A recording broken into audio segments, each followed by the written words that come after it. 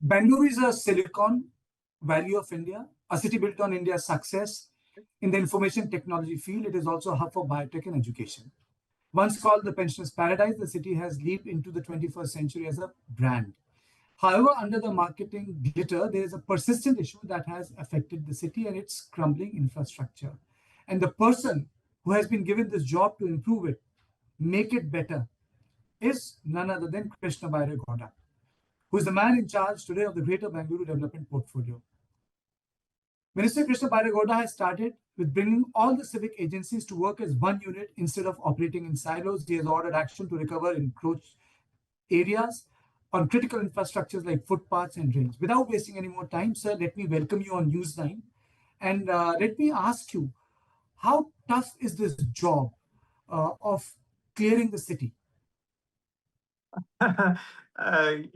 Without overstating it, it is a very tough job. I have handled multiple responsibilities in the government of Karnataka, but I think this will turn out to be the toughest challenge that I have handled. And I have handled some tough portfolios, including agriculture, rural development, panchayat raj, and revenue departments.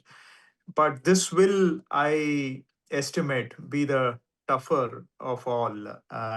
It's a 30-year compounded challenge that we are trying to address. But there is scope for, I'm hopeful that we can make some improvement. So what is your priority? I mean to say, you have to deal with multiple authorities. What is your vision of an improved, beautiful, livable Bengaluru? Bangalore, if you ask people, they'll probably list 3 or 4 problem areas. Number one is traffic. Number two is the surface quality of roads. Number three is garbage disposal, and perhaps some flooding issues. And you can add another 1 or 2 issues to that, walkability of pedestrians, so on and so forth. So these are some of the 4, 5 issues. While interdepartmental coordination, concerted efforts, long-term planning, having adequate space for Bangalore's future growth, keeping it a global city, making it a more dynamic city, all these can be spoken of at some level. But when you hit the road, when you talk to people, they will list traffic, road quality, garbage issues, flooding issues. These are the priorities. So my first my first priorities will be focused around these areas, and I believe these are directly linked to the livability that I'm talking about. While people like me may wish to speak of Bangalore as a global city, I want to make it into another global city. But actually, I think the way I am rephrasing the issue is, how can we make it a better city for Bengalurians who are living there? While we may have these grand visions of a global city, but I think more important is, how do you make it a better city for the people who are actually living there? Cities have multiple layers: people who live there, people who work there, people who migrate there for some work. How do you balance this competing ecosystem in a society which is not egalitarian? So Bengaluru is a complex agglomeration. You have people at all socioeconomic strata. You have people of all possible ethnicity living in Bengaluru. Perhaps Bengaluru is the most diverse city in the whole country. The kind of ethnic groups you will find in Bengaluru, I challenge, you will not find in any other Indian city. And these are people who have come from all parts of India, but are living together in Bengaluru. It is a unique model in itself. The kind of openness the Kannadigas have, the hospitality Kannadigas have, and the ability of Bengaluru to attract some of the best talent in the country and create a space for all of them to live together. Despite your ethnic differences, despite your socio-economic differences, we are all living together. So while this is the strength of Bengaluru, let me be very clear, this is the very strength of Bengaluru. But as you are asking, it also poses certain challenges, because you have a cacophony of languages, you have a complex relationship between socio-economic groups. So some of them, converge, some of them conflict. But if we have to keep Bengaluru the way it is, which is dynamic, we need to make sure that all of them can work together. That is ultimately the key to success. We can't be exclusionary in Bangalore. We have to be inclusive, and we have to include all groups of people. And we need people at the top end of the technology, but we also need the gig economy, which is very large number of service providers who are literally on their feet throughout the day. We need to take care of them. And then you have people further at the bottom of the pyramid who are actually supporting all these other strata of the society. They are also required for Bengaluru's success. So you are framing it absolutely right. I mean, I don't have a quick fix solution, but all I can say is that we need to take care of everybody and everybody's interests, and we need to converge their interests together for Bengaluru to succeed ultimately. So how are you taking care of this hawkers issue? Because let me go step by step. You are trying to declutter the roads.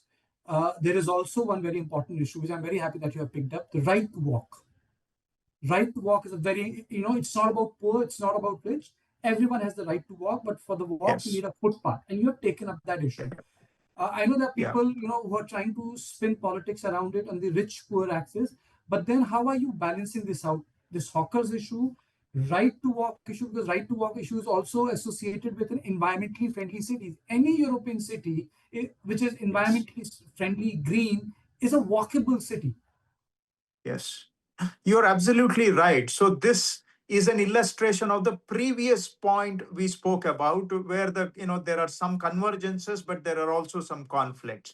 Now, incidentally, Kartikeya, you might remember that just last month, Honorable Supreme Court declared right to walk as a fundamental right of the citizen in urban areas. So the pedestrian rights are now declared by the Supreme Court as a fundamental right of the people. Now in Bengaluru, about in the since 2023 till date, 931 people have succumbed to death in road accidents, but these were all pedestrians. So pedestrians who have suffered death in Bengaluru is 931. Why did they suffer? Why did they face an accident? Because they were unable to walk on the pavement, on the pedestrian path, so they came onto the road. On the road, they get hit. These are children, these are senior citizens who could not walk on the footpath, so they were forced onto the road and they suffered. So in addition to 931 deaths, there are thousands of people who have had their arms and legs broken. And there are another sets of thousands of people who have suffered head injury or some other body injury and are permanently bedridden. Permanently bedridden. So they are in a vegetative state. Hence, the Supreme Court has declared that, in urban areas, pedestrian right is a fundamental right. Now, second point, if you want to decongest cities, one of the easiest things, or the one of the low hanging fruits you can do, is to make people walk short distances. If they can walk for 1 kilometer, then they will resort to walk rather than taking a car or a two-wheeler. So you can reduce the urban congestion by ensuring that there are walkable surfaces. Number three, there are large number of children, senior citizens who cannot take transport, who would rather walk. So combining all these, we have to improve the walkability in cities. Environmentally sustainable model this is. So what are the challenges? A lot of shops have encroached onto the footpath. A lot of people use footpaths for parking vehicles. There are also a lot of abundant vehicles on the footpaths, and there are also street hawkers and vendors on the footpath. Now we are trying to tackle all of them. that is where we run into conflict with various people. There are encroachers who have extended their building onto the footpath itself. So there we are, no compromise. We are breaking all the physical encroachments onto the footpath. We are also trying to remove all the abandoned vehicles from the footpaths. Then you hit the issue of street vendors. These are people who earn a hard day's living by working hard on the vending on the footpaths or on the road margins. Now, these are people who have very limited alternate livelihoods. So we need to protect their livelihoods also. We can't, just throw them off. So what I have requested them, what I have urged them is that I am only targeting 20% of the arterial roads in Bengaluru. I am requesting them. I'm leaving 80% of the roads in Bengaluru open for street vending. So I'm only requesting that, you please shift from the main roads, the arterial roads, to the interior roads where such, pedestrian impediments are not there, where the pedestrian footfall is less. So it is only we are trying to relocate them into internal roads rather than do their business in the main roads, which will cause a lot of pedestrian impediment and leading to deaths, casualties. So how do we harmonize these multiple interests? I don't see this as a economic issue between two sets of people of different class. I believe there are win-win solutions. We are suggesting to them that we will facilitate alternate locations for you. We suggest that they carry on their business, but not on the main roads where there is a lot of pedestrian footfall. So we are trying to 100% we can't evict from all areas, but which are the thoroughfares where there is a lot of footfall, those are the ones we are prioritizing, and we are trying to encourage vendors, street hawkers, to shift to interior roads. Do you think, before I go to the issue of larger, this garbage, because I remember when I was interviewing then Deputy Chief Minister and now the Chief Minister, he said, there's a garbage mafia in Bangalore, which is not helping, letting people work. And, there's also an issue of like, but let me ask you, you're so well traveled, globally, cities have a culture, Naples, Florence, Washington. Do you think there's the lack of a culture around Indian cities? It becomes very chaotic, competing, people vote out politicians if you don't keep the cities well. You have free cities like, which can challenge Donald Trump's sort of politics. Bangalore is such a beautiful place, beautiful climate, beautiful weather. It's mini India in terms you get every food you want, meet any people you want. It's a city with an open heart. It's a city deep south, but knows Hindi, English, Tamil. I'm just saying, it's a very unique city, Bangalore. But yes. Do you think that's that absence of culture, Krishna, that people just See, don't? well, I mean, I think it is. I think it is better you frame that issue rather than I articulating it, because the moment I say that there is a certain civic problem, then people will think that I am trying to shift my responsibility onto the society, which people in our society do not take very kindly. But to paraphrase your question, I can say that unless there is behavioral change, unless we take a sense of ownership in our urban spaces, unless we work together, where we see not only problem, where we want to be part of the solution, if that doesn't come from the society, any effort government makes will be mostly a one-sided affair, and that will not lead to optimum results.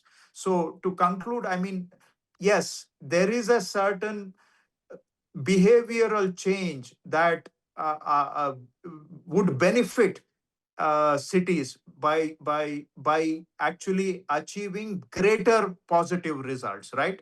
Yes, the primary responsibility is on the government. Let me not shirk from that, right? So government has to make an effort. But for example, you mentioned garbage. If I don't go door to door and collect garbage, then it's the government's failure. But the government representative is going house to house, yet people choose to throw garbage on the roadside. Then it really becomes a challenge to catch up with that.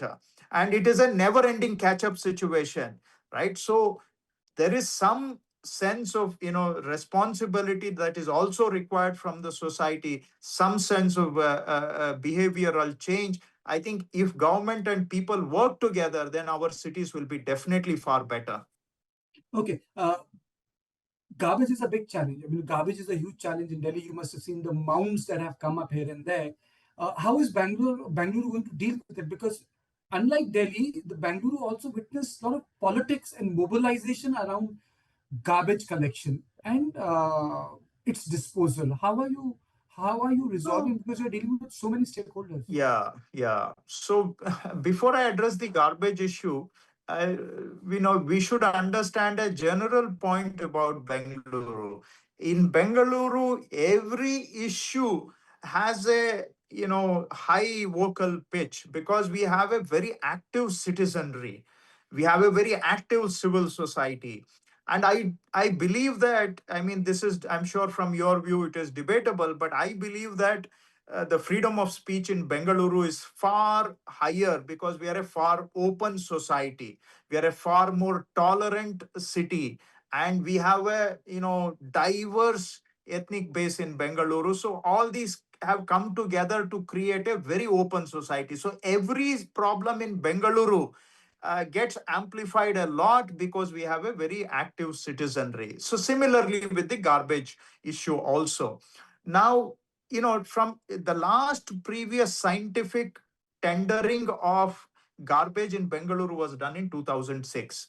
Every subsequent effort to bring a scientific garbage management has been challenged by the various garbage contractors, various stakeholders in the courts, and no subsequent effort has actually reached finality.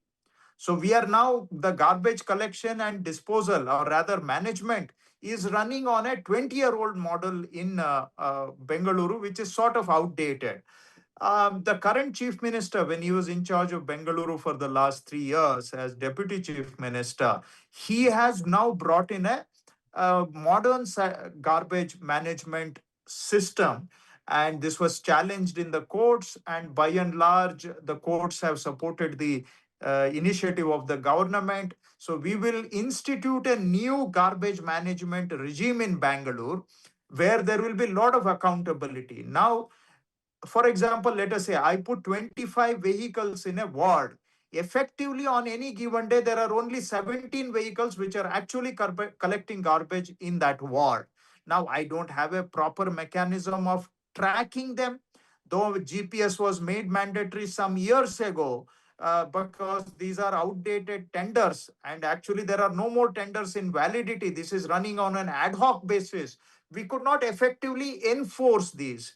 If the 30 people are supposed to work in a ward, there are only 20 people working in that ward. So what happens with the new tender that we have we are going to start implementing is that all these are automated. Every vehicle must have a GPS. Every vehicle has a certain route built into it. So it must go to those points for collection. And we have also better mechanisms to make sure that the garbage collectors go to every household. So once we roll out these new tenders and make sure that they are enforced well, I hope that we will improve the garbage collection and disposal process in Bengaluru also. I'm hopeful that there will be substantial, significant improvement in the coming months in the garbage collection and management as well in Bengaluru. Okay, let me come to the hot potato issue, because it's a very tricky issue. Everyone wants a good city where the traffic moves fast, but if you ask them to use public transport, people would generally like an Uber, Ola, their Correct. own car. Correct. I would say, you given a choice to me, maybe I would prefer my own car in Delhi. Sit Correct. in my own car for 1.5 hours rather than switch metros. I can be guilty of that. So how are you planning to declutter the roads? Because ultimately, when people go to Bangalore, the first thing they tell you is, boss, you must account for the time on road, whether you want to go to office, whether you want to go to the airport, or whether it's a daily commute. That's number one. And what is your vision in terms of mass rapid transport system? Yes. Delhi did it under late Sheila Dikshit, and she did Yes. that's a great gift Sheila ji gave to Delhi in terms of Yeah. conceptualizing metro. But her the other project did not work, in which there were dedicated corridors for buses. There was a lot of Yeah. protests, and Yeah. it didn't work. So how are you going to deal with Bangalore, because the city is spreading, the Yeah. people are coming, you cannot have a say on that. Uh, Yeah. then how do you deal with that?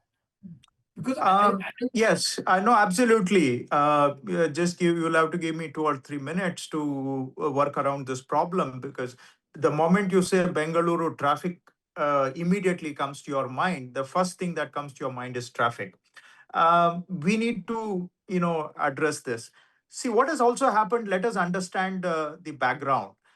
Between 2000 and 2025, Bengaluru has grown the fastest in the whole world, not in India.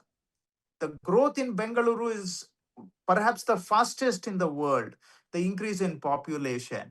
So Bengaluru's growth has always outperformed even our projections. So when Bengaluru is growing at a faster rate than our projections, our infrastructure has always been lagging behind for the last 30 years. Number two, last 30 years, we allowed a lot of unauthorized development to happen in Bangalore, meaning very unplanned growth. We didn't enforce planning norms, we didn't make mandatory approvals. So, the localities just mushroomed without following any norms. So, small localities of 1 acre, 2 acre, and small plots, very small roads, no through connectivity, no proper rainwater outlet, no sewage network, no water network. So this happened for 30 years until our government stopped it in. We took a very bold decision. Lot of vested interests were very upset, but in 2024, we stopped unauthorized illegal growth in Bengaluru. We said no more this will be allowed. However, the damage is done over the last 30 years. Now, what is one symptom of the damage? In a normal city, the size and scale of Bengaluru, 15% of the land area should be reserved for the roads. However, in reality, due to the unplanned, unregulated, illegal growth over the last 30 years, only 8% of Bengaluru's surface are covered by roads, whereas the desirable level is somewhere around 15 to 18%. So, on a 8% road network, any number of vehicles are going to be overcrowding. I will give you another data point. Between 2016 and 2026, in the last 10 years, vehicles registered in Bangalore have gone up from 65 lakh to 1 crore 25 lakhs. So current estimates are that in Bengaluru, about 1.4 to 1.5 crore people live, and there are more than 1.4 crore vehicles in Bengaluru. So now I'll come to the question you asked. Is it a mass transit versus private transit? Yes. Look, in Bengaluru, you need mass transit. I repeat, you need mass transit, public solutions. But at the same time, given the abysmally low levels of road network that we have because of the last 30 years of unplanned growth, you need to increase the road network also. So what does it mean in terms of solutions? We have to extend the metro network to about 500 kilometers ultimately. We need to build a peripheral ring road for Bengaluru. We need to accelerate the suburban rail network of Bengaluru. And we need to put at least 2,000 more buses on the road in Bengaluru. Currently, we have about 6,500 buses. While doing all this, we still need to give create more roads. Now, in a city like Bengaluru, you can't widen the roads because it is all built up. Land is very expensive, and you can't build new roads on the surface. So, hence, you need to build elevated roads. You need to build underground tunnel roads. So, only with a comprehensive solution. What is comprehensive? 2,000 more buses in Bengaluru, 500 kilometers of metro network, suburban rail, peripheral ring road, tunnel, and elevated road corridors. So, however, but we must have an integrated approach. So, if you ask me, is it road network versus mass transit? My emphatic answer for Bengaluru is we don't have a choice. We need to double down on mass transit. We also need to double down on creating more road network. And that is our master plan for Bengaluru to resolve the traffic problems. I know none of this is a matter of 1 year, 2 years. These are all 4 year onwards. But in a matter of 4 to 8 years, we are confident that we can provide effective solutions to Bangalore's traffic problems.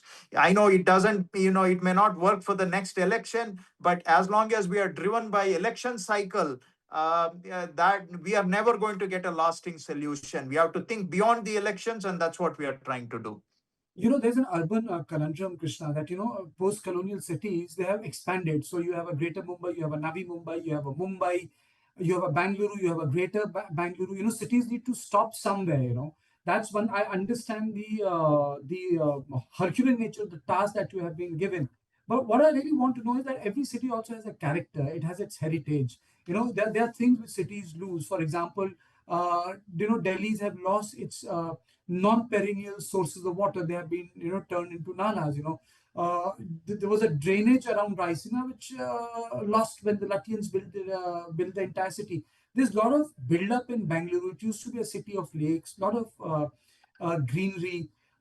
In your plan of a greater Bangalore, have you got the? Let me ask this: have you got the time to account for all that in middle of garbage, traffic, and all that? Have you been able to account for reclamation of lake, green area, and where you say, well, this is where my city stops.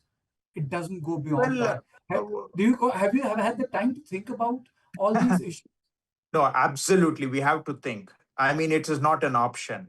We must include these elements as we think about Bengaluru or any other city.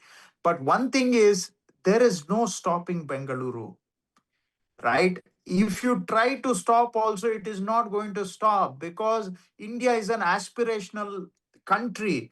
And, people come to Bengaluru, less number of Kannadigas come to Bengaluru. It's actually the net addition to Bengaluru's population, 70% of it is non-Kannadigas. They're coming from all over the country. You can't stop them. I can't stop them.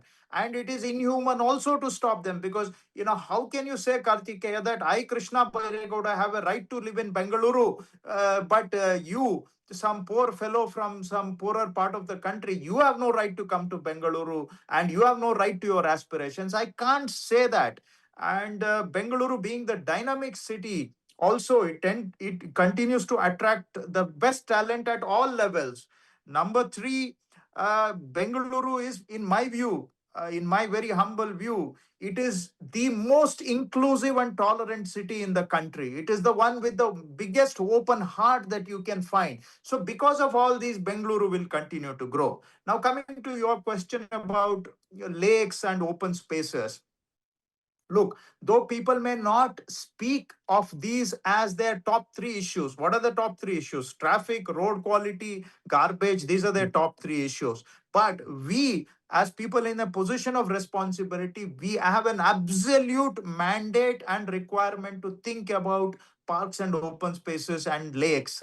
Not only that, ultimately, let me tell you, if Bangalore is to be a good city, if Bangalore is to be a livable city where the quality of life is good, we have to pay equal attention to the cultural facets of the city, artistic facets of the city, sports infrastructure. So, along with that, parks, lakes, and all these, environmental sustainability. Only then we can truly become a livable city. So, yes, we may not speak as often about it, because when we speak, we are trying to address people's issues, and the top three people's issues are, traffic, road, and garbage, and such and such. However, these other aspects of water bodies and environmental sustainability, cultural vibrancy, these are all equally important. And especially in a city like Bengaluru, I've been repeating myself several times, which is so inclusive ethnically and culturally. So cultural diversity and cultural vibrancy are absolutely important for my city. That's the way I feel about it. I don't know how others feel, but that's my strong passion. And my last question, what is your target 2026? Last question. I mean, so what is one thing you want to achieve for Bangalore this year at any cost? So I want to, get around this garbage problem in 2026. I want perceptible, tangible improvement in garbage management in 2026. I can name another two, but if you want me to, Yes. name one issue, I want to get around the garbage problem. And what follows? Other two? Other two will be, I want to make sure that the road surface quality, the quality of roads we build in Bangalore also improves. And that is something, again, which we can do in a short to medium term. I believe this can be done. And also the third issue would be better pedestrian walking surfaces, also something which we can do That is in closest this. to Yeah, that is yeah, closest yeah, to my heart. You know, yeah, walkable cities are the yeah, best cities. They are yeah. eco-friendly cities. You don't Yeah, use your car. You make people healthier also. So the yeah, economic cost which goes in hospitals also come down. yes, Now correct. you had lighter, leaner people. So Yeah, the healthier society, healthier healthier, society. more sustainable. So But having said all this, these are all buzzwords. I know, they sound very good in when we are speaking to public, but these are all far easier said than done. Let me be very realistic and cautious also. None of these is easily doable. Even pedestrians, which you are also passionate about, it's not easy in a city of 1.5 crore people. One side I go clearing, another side people come back. So this is where I was pointing out that unless people want to join hands to make Bengaluru a better city, I really cannot make it a better city just because, two, three people want at a position of responsibility want it. But what I can say is that there will be no shortage of effort from my side. I'm going to keep, banging my head against it. So try my best. And I hope we make progress. no, it can be done. I've seen it. We have seen it in Delhi. I have no. I understand that hawking is a very complex social issue, but I must congratulate you, Mr. Gowda, that you have taken a very important issue head on, because of everyone has a stake to the various parts of the city, and an ability to walk safely is something which is fundamental, because 80% of the time people end up walking on roads. That's where the accidents happen, and people don't talk about that, because Yeah. sometimes, and I will frame it, you don't need to react. This whole perversion of the politics of social justice has actually done lot of harms to tough decisions which politicians could have taken, but they cannot take because the way it gets framed in public narrative. So I congratulate you for taking these issues head on, and I hope you succeed, Mr. Byre Gowda, in making Bangalore beautiful again. Thank you. Thank Thank you you, so much. Karthikeya. Nice Thank you talking so to much. you.